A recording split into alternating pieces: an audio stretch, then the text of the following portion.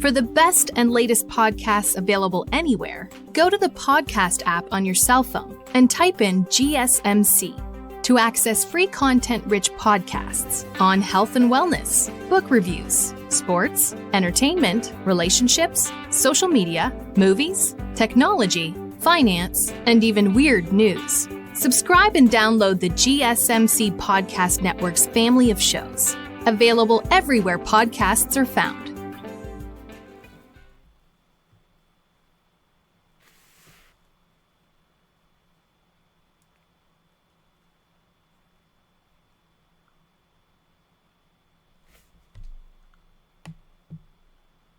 And we're back here on the GSMC Baseball Podcast, bringing you our fourth segment, which is going to be talking about Cavan Biggio and his trade to the Los Angeles Dodgers. So let's get into it. So Biggio was DFA'd by the Blue Jays around a week ago, I'd say, and it was obvious that he was going to end up finding a new home. Of course, being DFA'd is not a player that would go to the minor leagues, I'd say. So he ended up today being traded to the Dodgers. And it's a very fascinating move, I think, for both sides. So, first of all, I want to look at the fit on the Dodgers, and I think the fit on the Dodgers here for Biggio is pretty clear. The Dodgers need some bench help right now, and I think Biggio helps that. He brings a left-handed presence to the team, and overall just brings some nice depth. And more importantly, I think really what this is he is a substitution for Chris Taylor. Chris Taylor is, of course, the Dodgers' model super utility guy, a guy who can play basically every single position on the field, I'd say, except for catcher and pitcher, and could probably is their emergency catcher and probably can pitch a little if you ask him to. But this is a guy who genuinely can play second, short, third, left, center, right, first in a high quality way. And he's a very valuable player for the Dodgers, and that's why they gave him a big contract a few years ago. But this year, to put it nicely, he has been bad, and he's been really bad. So this year, he has a -1 weighted runs created plus. -1, yes, that is correct. And it's also not like he hasn't played this year. He's had 90 at-bats and has 9 hits. So he's been bad. To just put it simply, Chris Taylor's been really bad, and I think with the similar skill set of him and Biggio, it makes a lot of sense for the Dodgers to end up making this move. In that, if Chris Taylor keeps struggling, he only has a year and a half left on that contract. You might have to either trade him or just honestly release him. I mean, the Dodgers, you can handle that money. I think Biggio makes a lot of sense in this role. He is a super utility guy.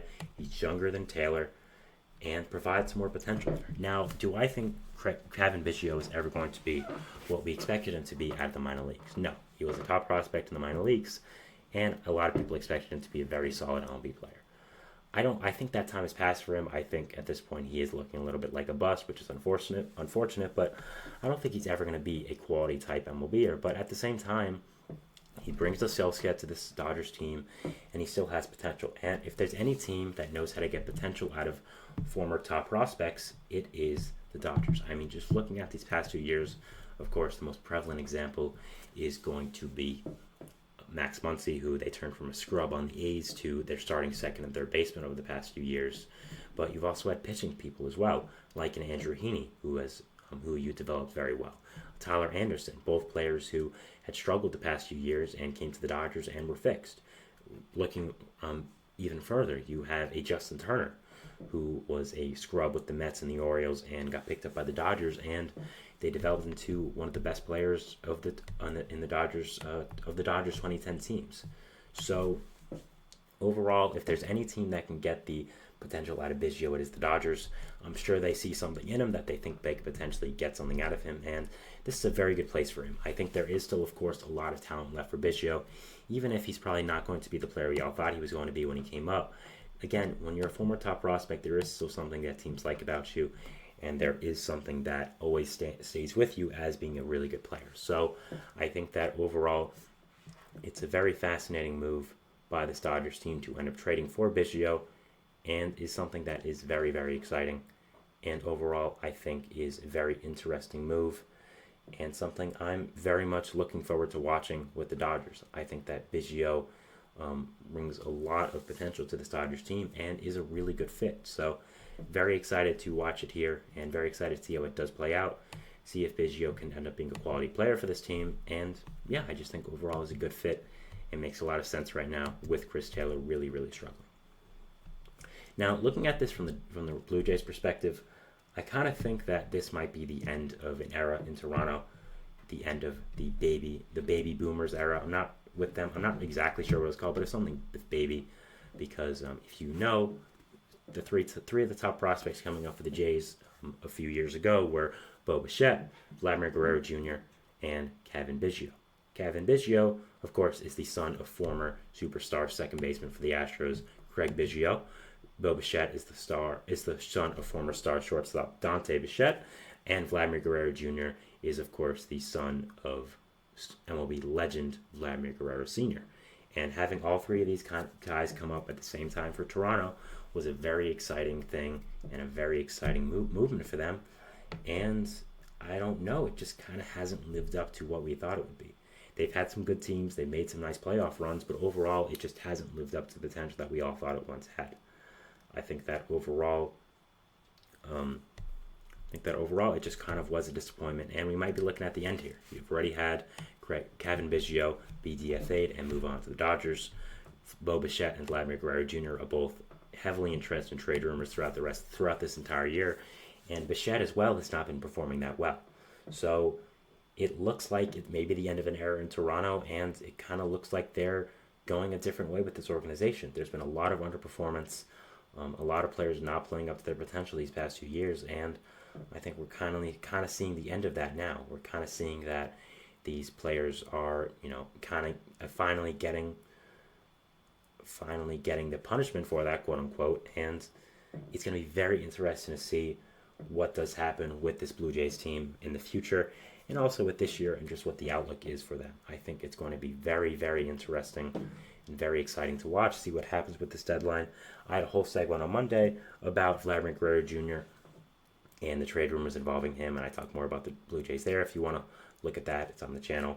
But yeah, I think the Blue Jays are a fascinating team to watch for this year, and a team that I really think are going to have to make some tough decisions at the trade deadline.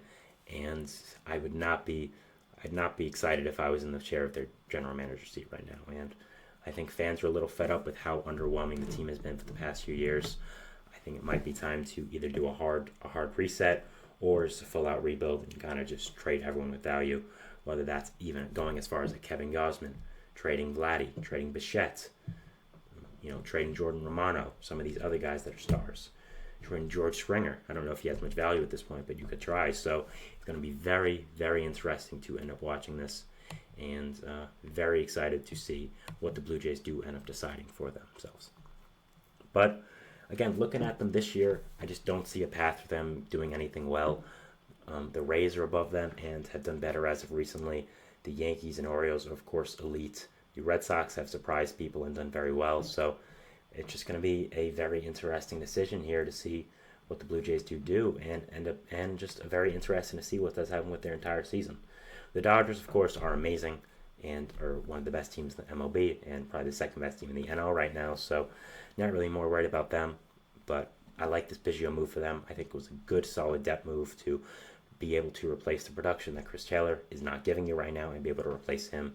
Brings a lot of versatility, and if any team can get talent out of a young player who has not lived up to it, it's the Dodgers. So very interested to see how Biggio's tenure does go here in the city of Angels, and just overall very interested, intrigued, and excited. So that was the end of our fourth segment here, talking about Cavan Biggio and his trade to the Los Angeles Dodgers. We'll be moving into our fourth segment, which is going to be talking about the Tampa Bay Rays and the Washington Nationals. Both teams are in a very interesting place toward the trade deadline and face decisions with it. I wanted to combine them together and talk about them both. So, yeah, we'll be going over that, and we'll see you after the break. So, thanks, and bye.